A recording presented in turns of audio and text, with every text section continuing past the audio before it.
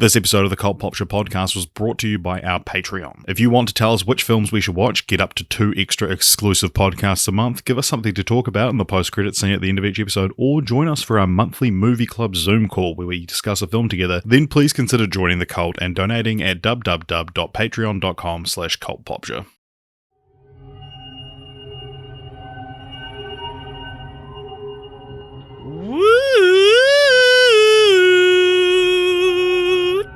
It's Halloween still. It's not over yet. Welcome to the Cult Popture podcast, everybody. The spookiest podcast around. Probably not, actually. But for this month, it's trying to be. My name is AJ, and I'm joined here with Richard and Jess. How are you guys? And girl. Hello. Guy and girl. Hello. I'm very good, thank you. Yeah, spooked. That's good. What's big day today? Jinx. What is? Yeah, not when you're listening to this, but for us recording it. The results will be out by the time. Does that mean we're allowed to talk about the election because this is coming out after? No. Yeah, technically. This is the sequel, because it's a sequel podcast kind of thing, to our Land Before Time episode. Yeah, because that was the far out. We've been doing this podcast for over one election cycle. That's pretty cool. Yeah.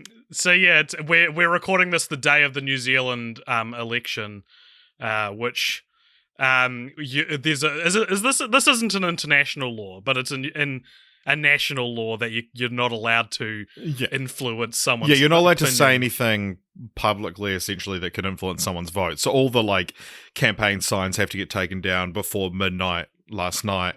And, you can't tweet about it, you can't post on... Which is kind of dumb, because we have early voting here, so... there's been, a 2-week period portion of the population have already voted. It feels very pointless. Yeah, almost 2 million people have already voted. Have you guys voted? In a population of 5 million. AJ, have you voted? Yeah, I voted 2 weeks ago. Very good. Richard, have you voted? Yes, I voted before you. I voted before both of you. All right. I went on a lunch break at work and just wandered into the mall and was like, I'll vote.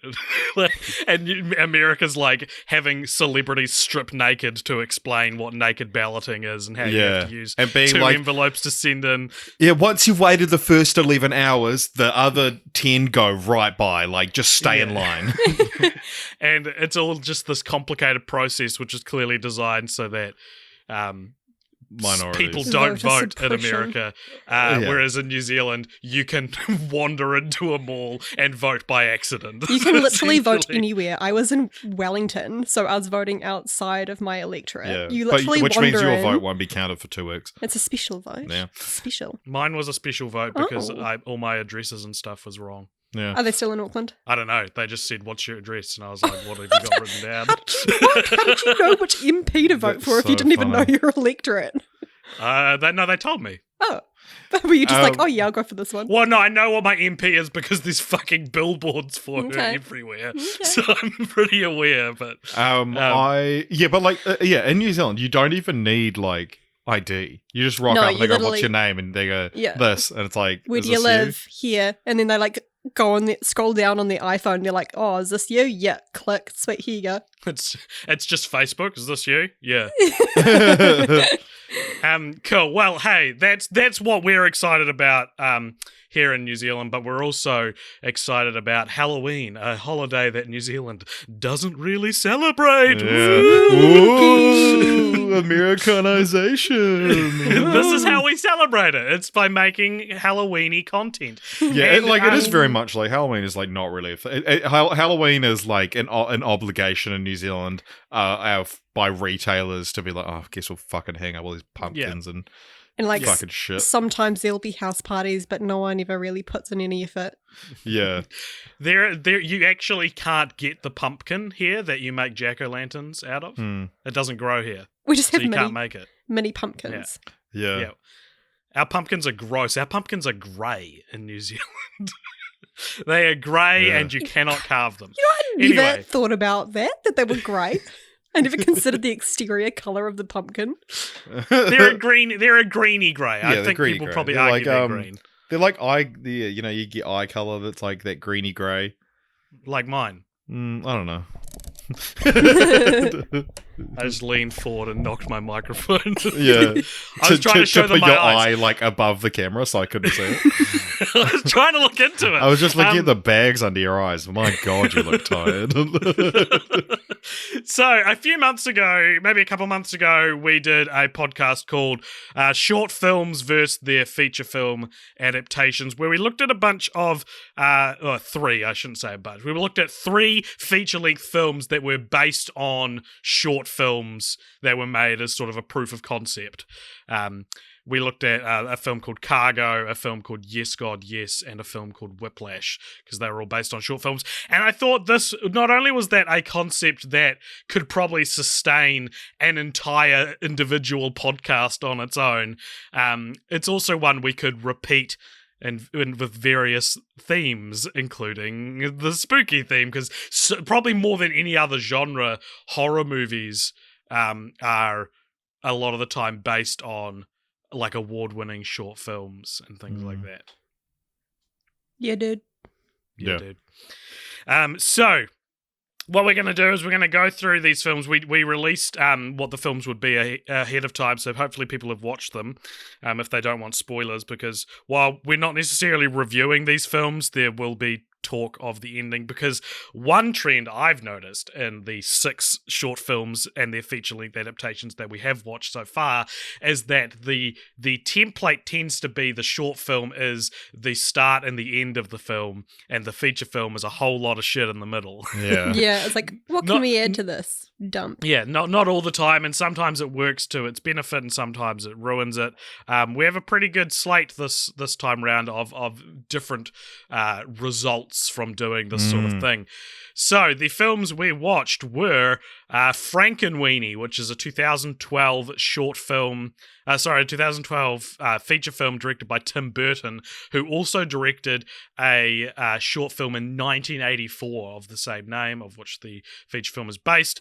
We also watched a 2016 film called Lights Out, directed by David F. Sandberg, who directed Shazam, and also directed Lights Out, a 2013 version of it.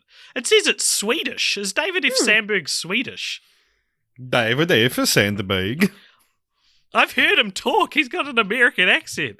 What really makes you Swedish if you don't have the accent? That's Yeah, I the mean, best part. if you type in David F. Sandberg into Google, it says Swedish filmmaker. Interesting. And we also watched The Babadook, which is a 2014 Australian film directed by Jennifer Kent, based on her 2005 short film called Monster. So what's interesting here is that last time we did this concept, the films were very close together. I think they were only maybe 2 to 3 years apart from each other.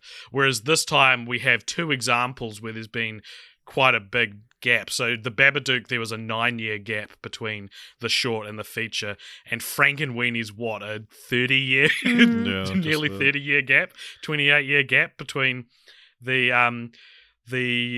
short film and the feature. And so we'll go through each of these one at a time, talk about what they're about, and how the process of adaptation, what it looks like. So I'd love to start with Frankenweenie, if that's okay with you guys. I'll allow it. Jess, will you allow it? Just second it. Yes, motion passed. Okay. We just don't let him start with it. Frankenweenie's probably one of the most interesting cases of this, I think, because not only is it 28 years in the making from the short film, but the short film is a live action. I think it's about 26 minutes, I think, and it's a live action thing starring Shelley Duvall and Daniel Stern, and the 2012 feature film remake is a 3D stop motion animated film. So this is also a case where the medium changed in between the short film and the feature film. But yeah, what is Frankenweenie about? Does someone want to take on that responsibility? Sure.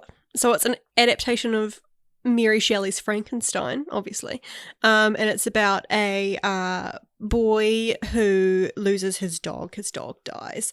And he Frankensteins it into being alive again. And He Frankenstein monsters it. My apologies. My sincerest apologies. He Frankenstein monsters it into being back alive again.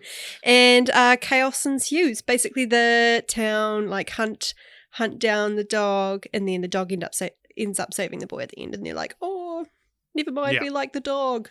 Yeah. Yeah. So yeah, that's both the short film and the feature film.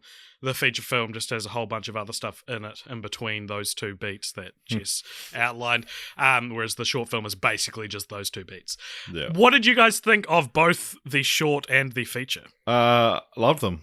I fucking was obsessed with this. It was one of those cases where Richard was like, oh, we have to watch these movies and we'll put it on. And I was like on my phone, and then 10 minutes in, I was just so into it. Yeah, I'd never seen this before. My main No, neither. exposure to Frankenweenie was a guy I used to work with, who I did not like very much. I won't say his name, but and he talked about how he came into work one day. He's like, oh, I just bought Frankenweenie. He's like, so I've seen. And he bought like the Art of Frankenweenie book or whatever, and was like going on about how Tim Burton's his favorite director and how he like had seen every Tim Burton film. And I said my favorite Tim Burton film was probably Big Fish, and he'd never heard of it. It's his best film. Um, It's easily Tim Burton's best film. And yeah, but of course, that made that was like, because he's so much better than me. That was why he hadn't seen it. And So I watched the short film, and I was very swept up in it. I thought it's sort of one of those films where it's like, God, imagine being the art director on this film. It's like this black and white live action thing with some very cheesy but cool scientific machines, and the dog itself is like dressed up to look like he's made from a bunch of different dog parts. It's very exciting and very schlocky. Was this before Tim Burton was like Tim Burton? When was Pee-wee's Big Adventure? Tim Burton filmography. I think because he was still like, this was like, my understanding was that it was like a film school project or something like that. Yeah, you're right. So Pee-wee's Big Adventure was a year after this. So this is proto Bert. Oh, good, because Paul Rubens saw Frankenweenie and Right. chose him to direct it. There you go. How did he get freaking what's Shelley it? Duvall? Yes. Yeah. What the actual fuck? Yeah, that's pretty good. And his uni film. Jesus. No, I don't know if it was a uni film. It just like it had that kind of feel. As someone who works as a film tutor at a uni type place, this would be the best uni film I've ever seen. Yeah, I I'd can be very guarantee this wasn't made. as a But it film. was like, because it was made by Disney. Yeah. Although apparently Burton was fired after they completed the film, the original. Wow. There you go. So it's very fun and looked like it would have been a hell of a lot of fun to make. And I was watching it and I was like, is the magic of the fact that this is live action makes it so magical? Is the magic going to be lost in an animated version of this? And then immediately after I watched the animated version, and it's like, I forgot how fucking entrancing stop motion animation Yeah, man. just inherently is. And I loved it. I loved the feature film as well. I thought that the beats were improved. The beats that were repeated were improved.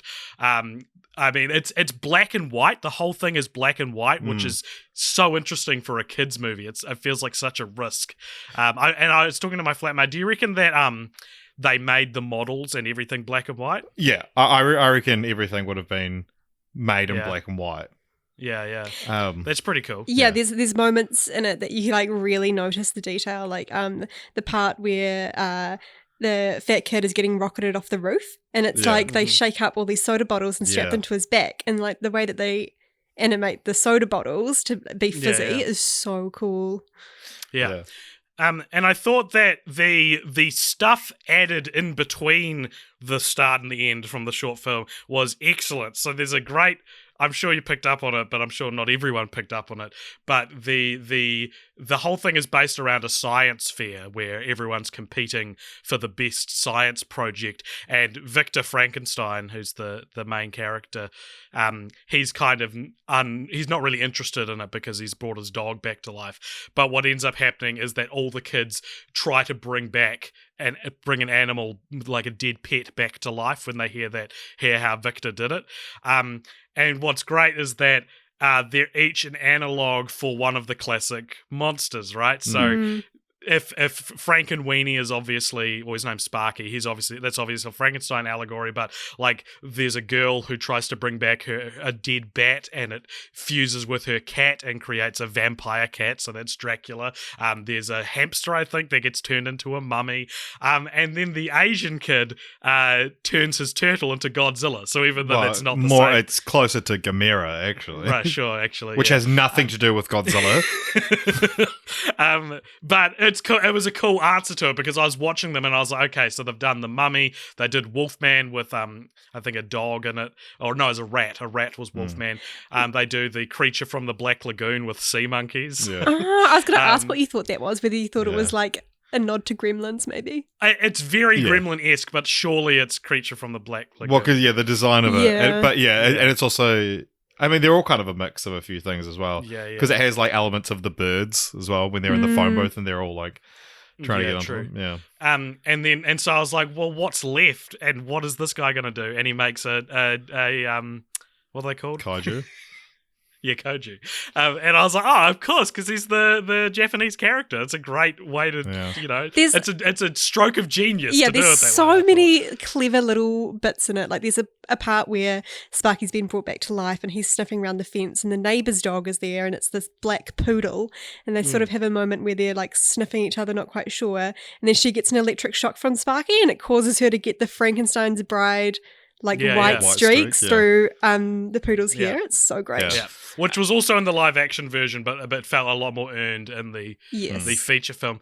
And what was very eerie, I thought, about the feature film is that its like theme, its message is very much like commenting on how people don't believe in science anymore. Like there's a science teacher who gets fired because all the parents are worried about their kids being so obsessed with science, and he stands up in front of them and he's like, you're actually all stupid. He's like, you're all ignorant. Did I say that right? No, you're stupid. And he talks about how science is like one of the best things that humans have managed to be able to work out and study, and he gets fired for it because everyone's afraid of it. And then when he talks to Victor, he says, you can use science for good or you can use science for bad, which is essentially what ends up happening in the end of the film. But yeah, and in an age where people are anti-vax and not wanting to wear their face masks during a pandemic, it felt strangely prescient to see a movie about a society rejecting, these scientific leaps forward. So that was cool. And also he says you can use science for good or science for bad, and they end up kind of saving the day through using science for good. So they kill the sea monkeys through giving them popcorn because they're freshwater and the popcorn is salt. And so it's things like that end up saving the day. And then it has the same ending as the short film. But yeah, what do you guys think about the differences, the comparisons? Well, I just love how Tim Burton's style translates so well into stop motion, and it's like if he was literally just like a stop motion director, like he'd probably be way more respected, because this is kind of like his last like successful or I guess good film, if you will. Yeah, well received, yeah. Yeah, I mean, he did Big Eyes in 2014, which no one really saw, but was quite good. And then he did that Home for Peculiar Children and Dumbo, which have both not done too well. But yeah, just the character designs are all so great. There's his classmate, the one with the cat, which just has these gigantic eyes and is like such a funnily designed character. And so is her cat. But she's also in the live action film. That character is played by Sofia Coppola from The Godfather. Oh, really? Yeah. That's funny. There's sort of a overweight female neighbor in the short film whose model was just used for the stop motion one, which is funny. But I think this is, and we'll maybe move on to the next film after this, but I think this is kind of the dream result of this process. It's a short film that's really good, and then a feature film which builds on in a very organic way that doesn't feel like it's overstuffed, which is maybe something we saw with Cargo, was that the idea was ruined by putting more into it.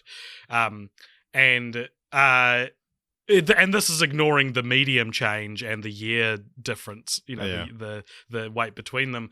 But I mean, maybe that's what it needs, because clearly he thought about this story for nearly 30 years before remaking it. So I think the medium change is really what makes it successful.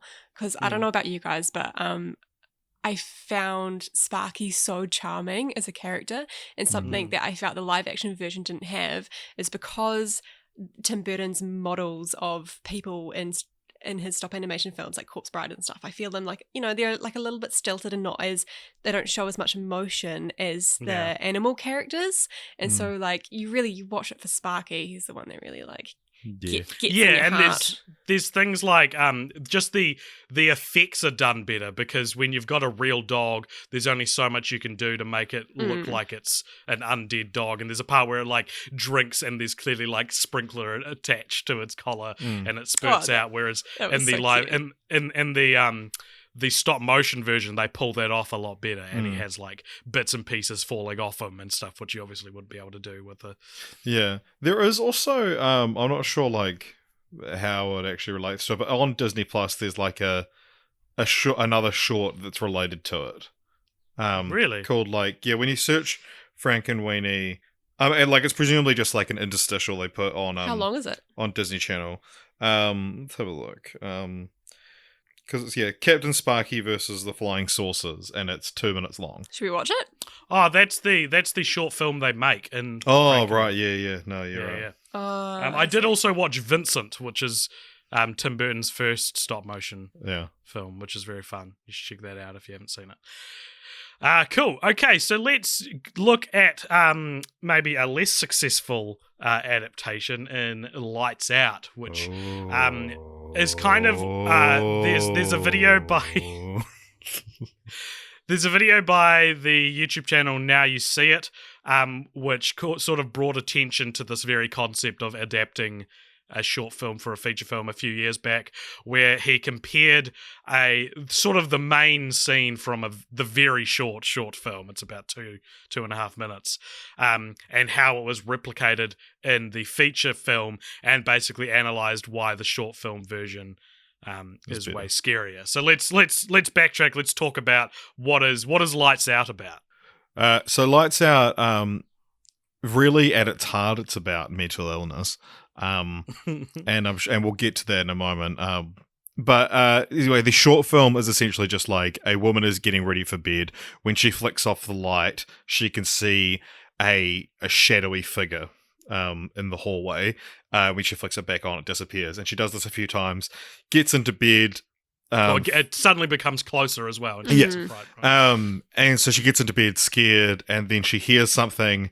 And then she looks, and there's this demonic woman standing by her bedside table lamp, and she turns it off, and it's very short and to the point, and it's very clearly made for zero budget. Like you could make this with your mates on the weekend. And then the feature film fleshes this out, where you've got it's like a family drama, and it's revealed that like the demonic woman is this woman who was killed in a mental asylum, and now she like haunts the shadows. So what was interesting about this film is that this was sort of back in the mid 2010s, when things like It Follows and The Babadook, which we'll talk about shortly, and even Get Out were kind of like making a name as like the new horror, right? It was like a horror that's about something. Yeah. This was sort of roped in with that, because it's new horror that's about something. Well, for me, it was roped in because I always get Lights Out and Don't Breathe confused. So do I. And the titles, Lights Out, It Follows, Don't Breathe, Get Out, are all feel like they're playing the same game. Yeah. You know? Like these very blunt kind of statements. Yeah. And the what I find interesting is that I thought Lights Out, the feature film, was pretty bad. And I like the short film fine. I think I don't quite understand its internal logic. I don't understand how the demon can be turning the light off at the end if the whole point is that they can only exist in the darkness. Well, that's why the short film is so much better than the feature length, is because there's no reason behind it. We have no explanation. Yeah. There is zero context. This could happen to you. But through the feature film, it's explained that, Diana, who's the creepy woman that can't go on the light, she's attached to the mother.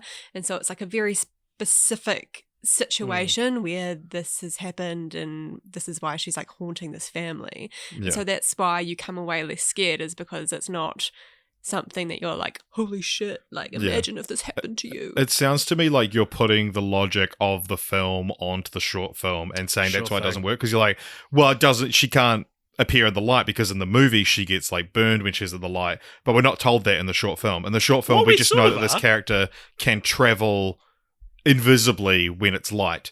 Is kind of what you're showing. It's only visible in the darkness. We don't know that it's not something that it could have control over. It could turn that on and off. You're right. And so like that's why the short film I think is amazing.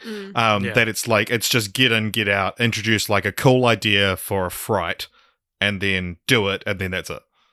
Yeah, it's almost it's when you ask what's Lights Out about, and you're like, oh, it's a creature that can only move in the darkness. The short film is just a 2-minute explanation of that. And you watch it and you're like, well, I don't really need any more, because nothing in the feature film even seems to attempt, there's no like set pieces or moments in the feature film that feel like they're trying to find other cool ways to demonstrate that central premise. So the short film is just sort of this pure thing that, I don't think it's not like Cargo, where it's like this is too perfect as a short film that you shouldn't even attempt it as a feature film. But I do think that like there exists a way to make a feature film version of Lights Out that's better than the one we've got. Yeah, I think it's such a great idea for a monster, and like it's such a scary idea as well, that like turning off the lights is scary, Yeah, exactly. It's one of those and things. like I mentioned before, I love the low budget feel of the short. And then the low budget feel is kind of carried over to the film, but only sometimes, and sometimes it works, sometimes it doesn't. Because in like the film, so it's the silhouette, but it has these like you can see like light in its eyes. And the way kind of that like when you see like a cat or a sheep at night, yeah. it has the reflective. The way that was done was like, it was literally just someone who was like wearing all black and like painted black, but they had little bits of reflective tape on their eyelids, and then just off screen they shot an iPhone light and it reflected the light.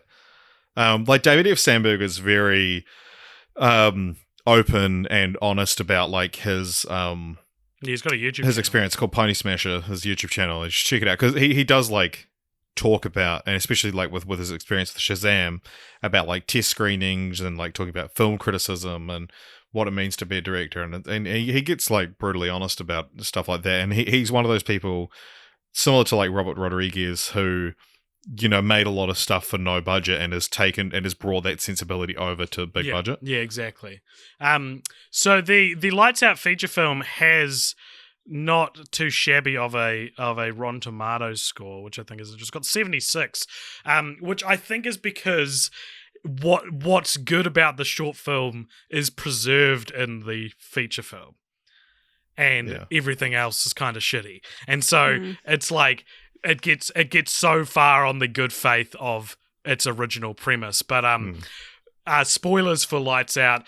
The most disturbing thing I think about this film is that the ending of it is the way they defeat the monster is the mother, the very mentally unwell mother, with whom the monster is attached to. They defeat it by she kills herself. She shoots herself in the head because the monster cannot exist without the mother. which is a very troubling message to put forward because Solution to the problem, yeah. yeah, you like the film, and it's not like it's just a dumb. There wasn't any thought behind it because the film is very clearly intelligent enough to say the monster is a metaphor for mental illness. The monster is a metaphor for how if you don't deal with your mental illness, it can ruin your life and your family's life. That's what the monster is. In the same way that the monster in It Follows is an STD, the monster in Lights Out is mental illness and not dealing with it. And so it's smart enough to set up the metaphor, but then to say the solution to that is to kill yourself so you won't be a burden on your family might be one of the worst endings I've ever seen in a movie. Yeah, because it's literally like, she goes like she realizes everyone's life is worse because of my mental illness, and this is the only way to combat that. Yeah, it's pretty fucked up. It's fucked up because it's like even if that's the ending you land on, you could still maybe paint that as more of a tragic ending, but it's not. They don't really care that the mum dies either. The last scene is them sitting in the ambulance and they're like, thank God we're safe now. And it's like, your fucking mum just died, dude. Yeah. And like, but also... but they're happy because they don't have to deal with their fucking depression anymore. Fucking crazy bitch, am I right? Like, how much better would this film have been if it was more about banding together and looking after someone? Yeah, exactly. You know? Like the mother finally feels the support that, you know, and she's that she able has to, someone that she can rely on. Yeah, and it's like, you know, she's Diana would be feeding off like her negative energy and her kind of like self-view, but it's like, no, yeah, like it should be that you work together to defeat Diana. Yeah, and because it feels like the first half of the movie was not written, but like consulted with an expert, like a psychologist or something on it, and then someone else just picked up the ending and was like, I can do this, and didn't pick up on the metaphor at all, and was like, wait, what about this? Yeah, well, because there was an expert involved in the first half of the film, like right at the start when you've got expert of acting Billy Burke plays the father in the opening scene. Billy Burke, of course, famous for playing Charlie Swan in Twilight. He's kind of the one the best film character of all time. Yeah, he's the one that discovers the monster and encounters it for the first time and does not live to tell the tale. Yeah, he dies before the opening credits, and I was like, when Billy Burke showed up in that intro scene, I was like, oh shit, is Billy Burke the protagonist in this film? And I was so excited, and I was so ready to see Billy Burke be the main character, only to very then quickly realize, oh, he's gonna die. That's the point of this character. Yeah. So this is a case of absolutely fudging the bucket, you know? Like this is taking your idea, your short film that is being greenlit for a feature, and just finding like the worst way to do it almost. Yeah. You know? Yeah. So yeah, I didn't like it. You guys didn't like it either? Yeah. I enjoyed watching it. I feel, but that's just because I like scary movies, I think. Yeah, the end definitely ruins it, and I was kind of enjoying it up until that point. Like there is a lot of cool stuff in it, and I think, like I said a few times, that it's such a great idea, and it's such a easy to pull off, but clever, but terrifying. You know, yeah. Yeah. Nice. Okay, well, the last film we've got to talk about here is The Babadook, Jennifer Kent's directorial debut. It's an Australian film based on, as I said, her 2005 short film. How did she direct a short film in 2005 if she didn't have her debut until 2012 or whenever? Oh, no. 2014. What is The Babadook about? AJ, do you want to take this one? Sure. So both Monster and the Babadook are essentially about a single mother. The husband has died off screen, like before the film, and she has a maybe 7-year-old son who has a very overactive imagination and believes that there is a monster in the house. And that's about as far as the short film goes. The feature film adds more to this, and she she finds this storybook that just turns up at her house called Mr. Babadook, and she starts to read it to her son, only to discover it's like this very violent, scary story about a man in a top hat who's going to come and kill you, and he gets really scared, and it like clearly traumatizes him. And this is after he's been kicked out of school for, you know, bringing weapons to school and things like that, like makeshift weapons that I wouldn't even know how to make, and somehow the 7-year-old knows how to make Alexander these, like, Jones, known weapons expert. Yeah. Even he would not know how to make them. Whatever, I'm saying the age difference. Famously violent podcast host. So essentially, it's the mother then coming to terms with the fact that the Babadook is a real thing, and the climax of the film is it sort of infects the household, and they've together got to try and defeat the Babadook and stay together as a family. Yeah. And the metaphor here is similar to Lights Out, but it's more, I think the Babadook is supposed to represent grief. Yeah. And it's supposed to represent how you control and manage your grief after a traumatic event happens. In this case, the father dying. In the short film, I think the idea of the short film is like the log line, or like the hook is like, what if the mother of a scared child ends up taming the monster under the bed? Because both the short film and the feature film end with she keeps the monster and she feeds it, and she's in control of it. And in the movie it carries a lot more weight, and she gives it like a bowl of worms and it tries to attack her, but she remains staunch and things. But in the short film, she like leaves a glass of milk next to the closet and it reaches out and grabs it. And I think the short film has none of the subtext of grief or anything in it. Well, I think it's like, I mean, not it probably is. It's maybe not as clear in the text, but I could see that being part of it when she went to it. Because I think the ending, like you say, of it's like the monster's still there. And I think that's kind of the thing about grief, is that you can't expect that it's like, you know, your husband dies and one day you're just going to get over it. You're just never going to think about it again. It's like, which is what the characters in the film expect of her. Yeah. And it's like, no, like it will always be a part of you. But it's about letting it not get the better of you. And because it is like, I mean, obviously it's like a horrifying thing to hear if something's just happened to you that's traumatic. That's like, yeah, you know what, you'll actually never get over it. But it's like it's kind of more realistic. It's more about like the goal is to deal with it, not to make it go away. Yeah. Yeah. So I'd seen this a couple of times before, the feature film. I'd never seen the short film. What did you guys... And I really like The Babadook. I think it's like a close to perfect film. I think it's probably the best example, maybe next to Get Out, of like this new social thriller. Metaphora. I think, one of the best examples of that. What do you guys think of it? Yeah, I hadn't seen it before, but I'd always been told it was very scary, and so I didn't watch it. So that's what you thought of it? Oh, I didn't watch it. That's what I said. Yeah, no, it was good. Jess? Very good. I had seen this before with my mate Imogen. We're like horror movie buddies. Shout out to Imogen. Shout out to Imogen, who does not listen to this podcast. Do you think Imogen would like me? Haven't you met her? I don't know. Yeah. I'm pretty sure you have, man. I've lived in Auckland for a long time. I don't know how many of your friends I met. Nah, she's cool. Yeah, and it was, very, very, very good. Yeah. I find the, because it's so close to New Zealand accent, I do find the Australian accent distracting.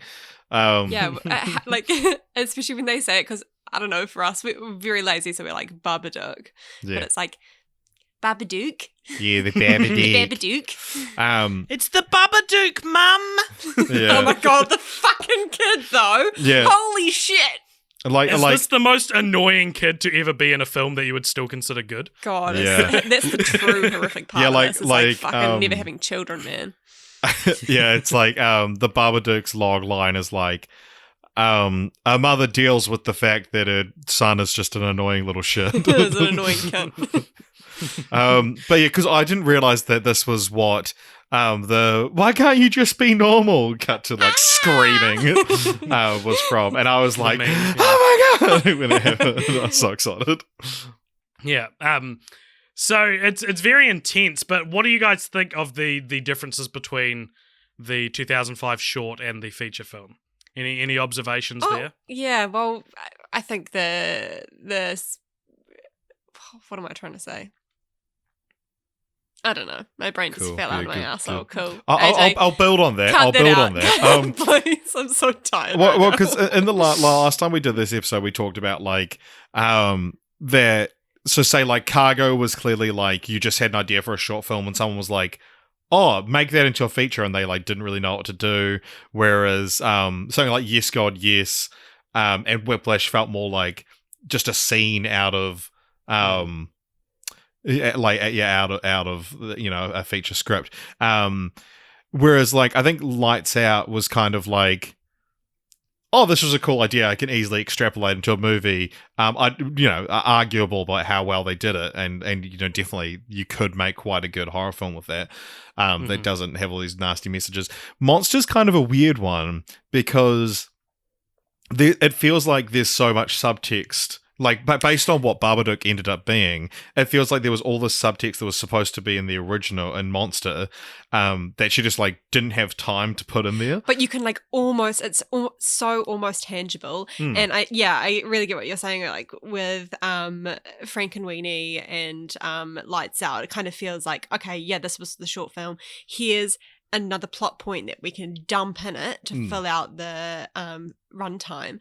But with Babadook, it feels like, no, it's the short film, but just stretch it out and almost not really anything of substance is put in, but everything else that was kind of very, very subtext in the short film sort of comes to light. It has time to develop. Yeah, and that's a good point, because the stuff that elongates something like Frankenweenie are like tangible plot points. Like there is a science fair and there are other monsters, and there's the Invisible Man in Frankenweenie as well as the fish. Yes. Oh my god. Such a clever film. And it's tangible. It's specific plot beats, whereas Babadook is like there's nothing tangible that elongates the plot. It's just a lot more slow brooding, which is why I think actually that the short film is what I said before, that it's more just like, here's a funny idea that you would own the monster in your closet. Right, yeah, and then after 9 years of that gestating in Jennifer Kent's mind, she was maybe like, how can I put more into this? And maybe this, I think maybe the subtext came after. Interesting, because I feel like it's more like, because this was her directorial debut, Monster, that it was kind of like, she had in the back of her mind, it was like, oh, I have this idea for a film. It explores grief. That have a monster that represents grief. And then she got like a little bit of money to make a short film. And she was like, well, I might never have a chance to make this. And so she was like, okay, this is the only idea I'm passionate about. And then made it. But the result of that is it kind of feels like you're just watching the Babadook on fast forward. Like it just moves from, because like you said, it's like Babadook is just Monster but slower. More ominous. Yeah, and so it's like I think she probably did have these ideas in there because all the elements are there. It's just we don't have time to explore them in the story. Well, we may never know what the truth was, unless it's written on Wikipedia. Let me just quickly do a little skim. The Babadook is gay. Okay, that's in here. That's a such Tumblr user virally joked that the Babadook was openly gay. Cool. All right. That's all that's in here. Jennifer Kent said she loved the meme and said, I think it's crazy that the meme just kept him alive. I thought, you bastard. He doesn't want to die, so he's finding a way to become relevant. Oh, that's scary. Jesus. Well, this isn't necessarily talking about the differences between the short film and the feature film, but I do really like how the mythology around the Babadook as a character, because I like seeing a scary storybook that you will read and gave you nightmares as a kid feels like such a relatable concept. Do you guys have that in your life? Yeah, I've literally I think I've talked about this on the podcast before. There was a book called Beyond the Deep Woods that had illustrations in it, and there was this one monster called the Gloam Glozzer, and it fucking terrified me as a kid. Yeah. Horrific. Yeah, I think of like there's a monster at the end of this book, the Sesame Street book. That freaked me out. And it's cool how silly the Babadook looks in real life, and so like right from the start, it's like, yep, it looks silly. Sorry, you're gonna have to still be scared by it. Because I think this film is very scary. Having something like audible related to it as well, like the thing with the Babadook. No. Yeah, and it's the sound of someone knocking on your door. It's supposed to be. Yeah, because I like that it's like, because there was kind of having not seen the film, but knowing what the character looked like, knowing what the name is, and knowing that like Duck was like a thing in the film. I always thought that was like part of the joke, is that like, yeah, he's silly, but he's scary. Like, you know, and it's kind of like it's one of those interesting exercises where it's like, what's the dumbest thing I can make scary? But it's one of those things that as a kid you do find silly things scary. That it's like this character design you could imagine was made for children. But it's like, it's terrifying though. Gotta top that. Yeah. I love the opening line of the book is like, if it's in a word and if it's in a look, you can't get rid of the Babadook. Because it's supposed to be like it possesses her at the end because she lets it in, as her son is telling her not to do. There's a lot of like, having seen, when I first saw it, I was like, that was pretty good. And every time I've seen it since, I've been like, man, this is got so much in it. It's so rich. I really enjoy it.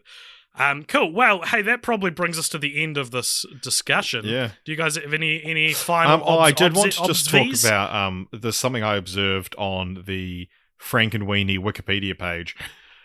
So this is the full thing. So this is talk about there was a traveling exhibition that went into the work and creating the film. During the exhibition, it was possible to see sets and characters that were used for the stop motion feature film. A sequel to Corpse Bride. The sentence ends there. There's no full stop. Someone just stopped writing. And then the following sentence is, from September 14, 2012 to November 5, 2012. There's no R on it. It's like, who's writing this page? This is like seeing a shooting star, like a shoddily edited Wikipedia page. You don't always see this shit. Yeah. Cool. Well, that's fun. That's a bit of dumb Wikipedia trivia. But yeah, cool. I really enjoyed doing this, and I would love to keep doing the occasional short films versus their feature film adaptations if we can keep finding ways to theme it. A lot of Taika's films are based on short films, so we could do Taika Waititi short films versus their feature. At least Boy and What We Do in the Shadows are based on short films. I'm not sure about any of the others, but we can find out together and talk about them. All right. Cool. So what do you guys think is the best adaptation that we've seen so far? I think Babadook's the best movie. I think Frankenweenie is the most impressive. Change. Like the art of adapting is the most impressive. I think Frankenweenie is my favourite movie and adaptation out of this lot. Richard? I agree, Frankenweenie. Nice. Very, very nice. All right, what a fucking tidy episode of the Cult Popture podcast. Sparky. That's how tight it is. That was gross. You have to end on that. All right. So thank you for listening, and if you liked this episode, then please be sure to check out all the other Cult Popture stuff. The episodes are usually maybe about 20 minutes to an hour longer than this, but that's okay. This is a quick little Halloween bite, and the amount of times we do 2.5 hour episodes, it's like you can have a 50-minute episode, okay? We have lives too, and they almost exclusively revolve around editing a podcast. So you can like Cult Popture on Facebook and Instagram and Twitter, and follow and subscribe to us on YouTube and all those places. We're currently going by Occult Popture on various, I think it's just Twitter actually, which we've done every Halloween for 3 years, and I'm like, man, do we need to come up with another pun. Are you allowed to use the same Halloween name? 3 years well, ago? see us in a 3 row? years to see if we thought of one and what is happening with the New Zealand election cycle. Yes, true. Very exciting. Very excited to see how that turns out. And you can also join our Discord, which there'll be a link to in the show notes, and you can donate to us on Patreon, patreon.com/cultpopture if you want to hear some more. We're talking about doing some more creepypasta stuff that'll be Patreon exclusive. Yeah, I guess. Bye. You can also. Wait, there was one other thing. What was it? Happy Halloween. Happy Halloween. Just fade in the music. Dun, dun, dun, Post-credit dun, scene, which is coming up right now. So even if I didn't say You just delayed it happening. See you later, everybody, and thank you for joining us. Goodbye. Bye. Bye.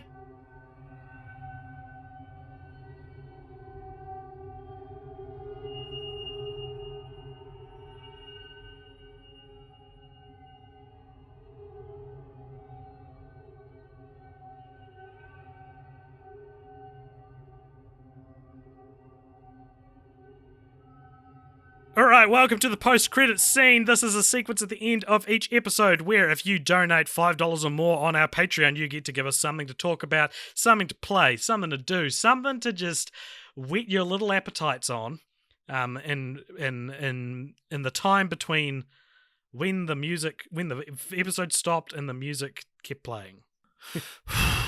Really, I think it's spun a out of good control concept. just then. I think it's a good concept for a segment on our podcast. Yeah. And I think a post-credit scene is a very funny, very witty title to give it, despite the fact that we don't technically have credits in the episode. Anyway, today's post-credit scene comes to us from Sam Page on the Patreon, and he asks, "What is a disturbing film that you regret watching?" I have seen Salo or 120 Days of Sodom. I don't know if I regret watching it though, because it was I watched it with a bunch of friends and we kind of all held hands and because Salo's actually considered like an art house film, right? It's not considered. Yeah, it's in my book bad... of 1001 movies to watch before you die. There you go. It's actually like a prestigious film that is good. It's not like just gross for gross sakes, and so we wanted to experience that, and so I don't regret watching that. What about you? Do you regret watching any films? No. Hey, Tom, that's an answer question. No, I don't. And that's on it. I mean, I haven't watched any of a Serbian film or or any of those kind of classic answers that people would, or Martyrs, I think is one. Yeah, I don't know if a Serbian film is a Serbian film, unlike Salo, is not considered a work of high art though. Yeah, and that's why I don't want to watch it. Yeah, I don't think that was in dispute, but you said.